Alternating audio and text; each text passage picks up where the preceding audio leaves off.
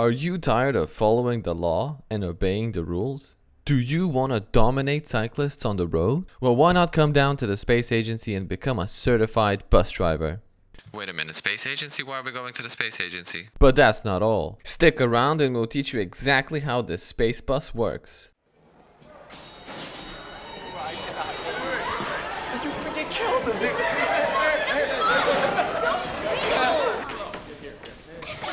Quiet down, people! Welcome to Space Bus class. I'll be your lecturer today. Call me Rahov. Or don't. This is a recording and I can't hear you anyway. Last lecture we discussed the importance of inspiration. And we also touched on Homeworld's camera movement and how it drastically changed the feel of the game. The clever amongst you will notice that the view from the space bus is exactly the same as the one in Homeworld, even though you can only pilot a single space bus. Remember kids, good artists borrow, great artists steal. Other lessons also include shading and texturing, but those lessons are a bit too long for this video and I don't want to repeat myself. If you wish to learn about that, go watch the old video. Now, on to the new stuff. Driving a space bus is easy. Simply use the WASD keys, also referred to as WASD for some reason. Press W to move forward, and press S to move backwards. You will notice that the space bus maintains a perfect orbital distance from the planet. We've taken care of that for you in the following function. How does it work, you might ask? Well, we have no clue. But if any of you out there figure it out, please do let me know. I'm more than happy to reward you with a single Snickers bar. No more, no less. We're on a tight budget at the space agency, okay? Can the space bus make turns? It's a bus, right? It has to be able to make turns. Well, no. I'm sorry, but the space bus cannot make turns. Instead, what you need to do is drift the bus around the planet. This is the only way to move horizontally. And I know what you're thinking, but I can assure you, the competence at the space agency is really high, just not high enough to make a space bus that turns. Moving on. We all know what a bus is used for, right? That's correct. Say it with me. To dominate cyclists. Sadly, however, there are no cyclists in space to dominate. So, we're left with no option but to use the bus for its more traditional purpose, picking people up. Of course, some of you might have already seen a mechanic similar to this before, in a very small, long-forgotten title called Spore.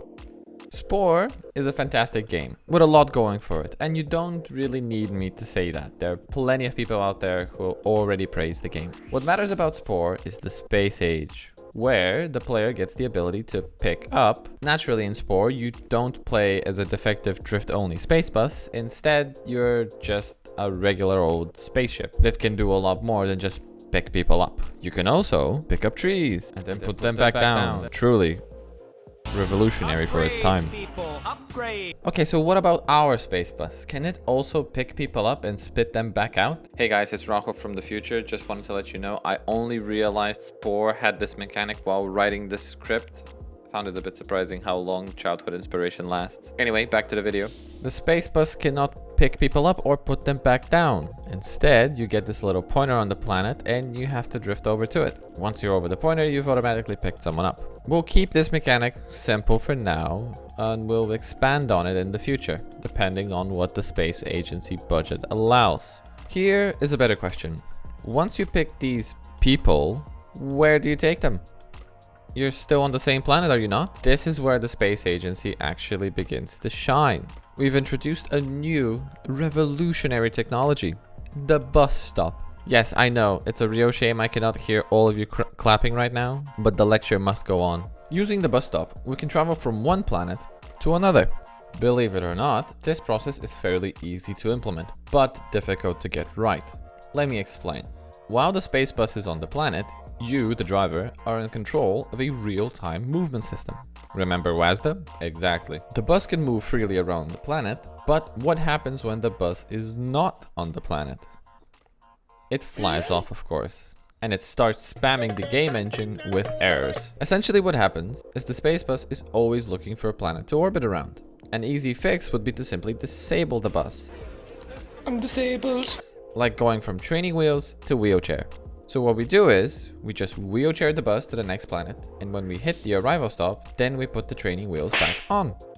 Everything will work perfectly. Just ignore this little jitter that happens at the end. I'm sure this will never cause issues for anyone. What about the destination? Well, my dear students, it's not about the destination, it's about the journey. And in this instance, the journey is a defective drift-only space bus. However, I do indeed have something to say about the destination. In this case, the planets. The planets are mostly random. Random in the sense that they were generated using randomness and noise, but were also handpicked by yours truly, either on visual appeal or on story potential. Let's look at one of the planets I've saved up. Neon Green.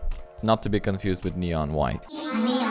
I mean, just look at the place. Can you even imagine yourself going to Neon Green? You either have to be a war criminal or an alcoholic pipe worker going on an adventure to get the fattest radiation poisoning possible. The place looks more radioactive than the motorway toilet, but it proves my point nevertheless. There is potential for narrative here. How much narrative? Well, wait another 2 months to find out.